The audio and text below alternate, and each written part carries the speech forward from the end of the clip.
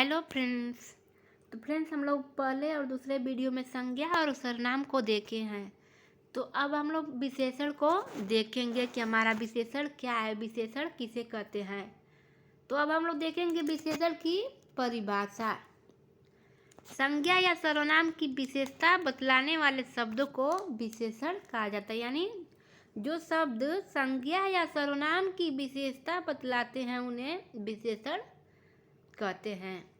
जो शब्द विशेषता बताते हैं उन्हें विशेषण कहा जाता है। यानी जो शब्द होता है विशेषता बताता है उन्हें विशेषण कहा जाता है। और जिसकी विशेषता बताई जाती है, यानी जिसकी विशेषता बताई जाती है उन्हें विशेष्य कहा जाता है। जैसे मोटा लड़का हंस पड़ा। यहाँ मोटा, जो मोटा शब्द है वो हमारा विशेषण है, तथा जो लड़का है विशेष्य यानी संज्ञा है। तो अब हम लोग देखेंगे विशेषण के कितने भेद हैं। तो हमारे विशेषण के 4 भेद हैं। तो हम लोग देखेंगे जो हमारा पहला भेद है सार्वनामिक विशेषण। तो सार्वनामिक विशेषण किसे कहते हैं? विशेषण के रूप में प्रयुक्त होने वाले सर्वनाम को सार्वनामिक विशेषण कहा जाता है। जो विशेषण के रूप में प्रयुक्त होने वाले सर्वनाम होते हैं उन्हीं को सार्वनामिक विशेषण कहा जाता है। इनके 2 उपभेद हैं।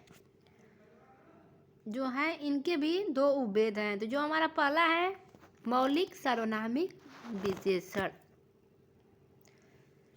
जो सर्वनाम बिना रूपांतरण के मौलिक रूप से संज्ञा के पहले आकर उसकी विशेषता बतलाते हैं उन्हें इस वर्ग में रखा गया है। किस वर्ग में? तो मौलिक सार्वनामिक विशेषण के वर्ग में रखा गया है। जैसे यह घर मेरा है। तो हमारा जो घर है वो हमारा संज्ञा है और उसके पहले हमारा यह जो है यह सर्वनाम है। और संज्ञा के पहले जो सर्वनाम है बिना रूपांतरण के हमारा मौलिक सार्वनामिक विशेषण हो जाएगा। वह किताब फटी है, कोई आदमी रो पड़ा। इन सब के हमारे उदाहरण है। तो अब हम लोग फ्रेंड्स देखेंगे जो हम लोग का दूसरा है यौगिक सार्वनामिक विशेषण। जो सार्वनामिक विशेषण है उसमें 2 उपभेद में हम लोग का जो दूसरा है यौगिक सार्वनामिक विशेषण। जो सर्वनाम रूपांतरित होकर संज्ञा शब्दों की विशेषता बतलाते हैं उन्हें यौगिक सार्वनामिक विशेषण कहा जाता है। जैसे ऐसा आदमी नहीं देखा, कैसा घर चाहिए, जैसा देश वैसा भेष। जो हम लोग का जो पहला था मौलिक सार्वनामिक विशेषण, इसमें बिना रूपांतरित हुए सर्वनाम संज्ञा से पहले आया और इसमें जो सर्वनाम रूपांतरित होकर, यानी इसमें सर्वनाम हमारा रूपांतरित होकर संज्ञा से पहले आया है। तो अब फ्रेंड्स हम लोग देखेंगे जो हम लोग का दूसरा है गुणवाचक विशेषण। जो शब्द संज्ञा अथवा सर्वनाम के गुण, धर्म, स्वभाव का बोध कराते हैं कि इसका कैसा गुण है, कैसा धर्म है, कैसा स्वभाव है, इन सब का बोध कराते हैं उन्हें गुणवाचक सर्वनाम कहते हैं। गुणवाचक विशेषण अनेक प्रकार के हो सकते हैं। तो हमारा जो गुणवाचक सर्वनाम है अनेक प्रकार के हो सकते हैं। जैसे में हम लोग देखेंगे, जैसे में हम लोग का पहला है काल बोधक गुणवाचक विशेषण।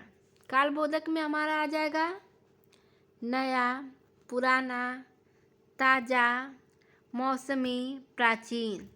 ये सब इसमें से कोई एक दे देगा और पूछ देगा कि यह कौन सा विशेषण है ते हमारा कालबोधक विशेषण हो जाएगा। और हम लोग का दूसरा जो है रंग, कैसा रंग है? लाल, पीला, काला, नीला, बैगनी, हरा। दशा बोधक, उसकी कैसी दशा है?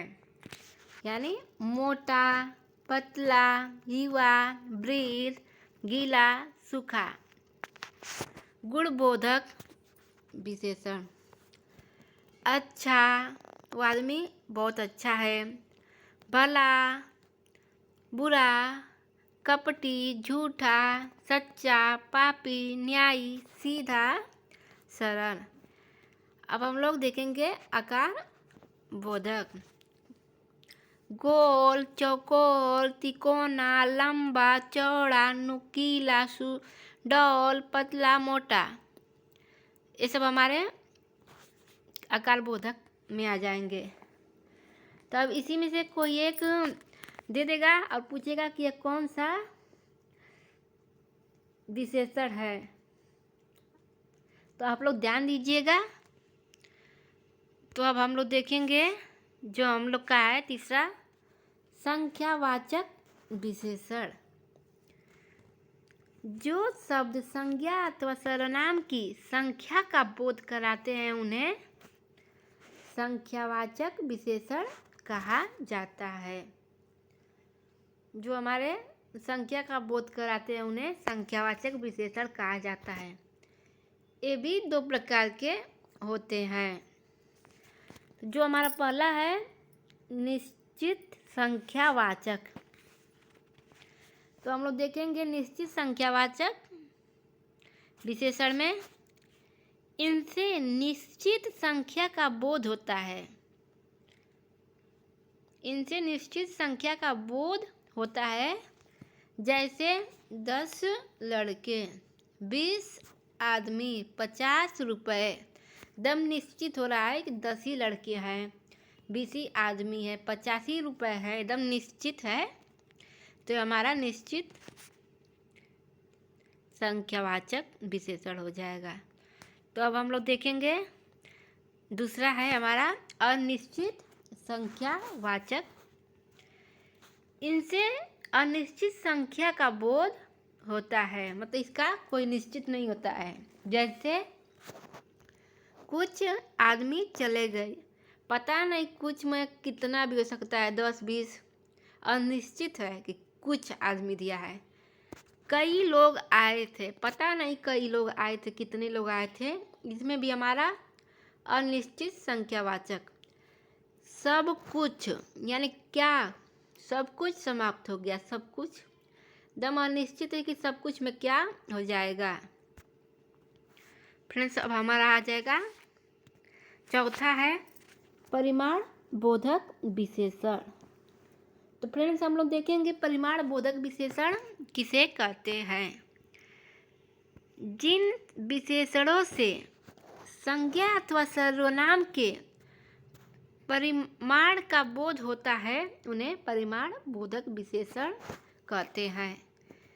इनके भी दो भेद हैं। परिमाण बोधक विशेषण है, इनके भी दो भेद हैं। जो हमारा पहला है निश्चित परिमाण बोधक, दूसरा है अनिश्चित परिमाण बोधक। तो निश्चित परिमाण बोधक में 10 किलो घी, 50 क्विंटल, दम निश्चित है कि 10 किलो ही घी रहेगा, 50 क्विंटल गेहूँ। अनिश्चित परिमाण बोधक में बहुत घी, बहुत में कितना घी पता नहीं, अनिश्चित है। थोड़ा दूध, थोड़ा में कितना थोड़ा पता नहीं है। फ्रेंड्स अब हम लोग देखेंगे विशेषण तो हमारा हो गया, उसके भेद भी हो गए। अब हम लोग देखेंगे प्रविशेषण। तो प्रविशेषण किसे कहते हैं? वे शब्द जो विशेषणों की विशेषता बतलाते हैं प्रविशेषण कहे जाते हैं। यानी जो विशेषण की विशेषता बताते हैं, डबल विशेषण की विशेषता बताते हैं उन्हें प्रविशेषण कहते हैं। जैसे बहुत तेज वह बहुत तेज दौड़ता है। तो ये हमारा तेज तो विशेषण है, उसके पहले बहुत शब्द जो है और विशेषण की विशेषता बता रहा है, तो बहुत शब्द हमारा ये प्रविशेषण हो जाएगा। यहाँ तेज विशेषण है और बहुत प्रविशेषण है, क्योंकि यह तेज की विशेषता बतला रहा है। सीता अत्यंत सुंदर है। जो हमारी सीता है सुंदर तो है, लेकिन अत्यंत सुंदर है। यहाँ सुंदर विशेषण तथा अत्यंत प्रविशेषण है। तो फ्रेंड्स, हम लोग विशेषण और प्रविशेषण को देख लिए। तो फ्रेंड्स, हमारा वीडियो आप लोग को कैसा लगा? अगर अच्छा लगा तो लाइक और शेयर करिएगा प्लीज़।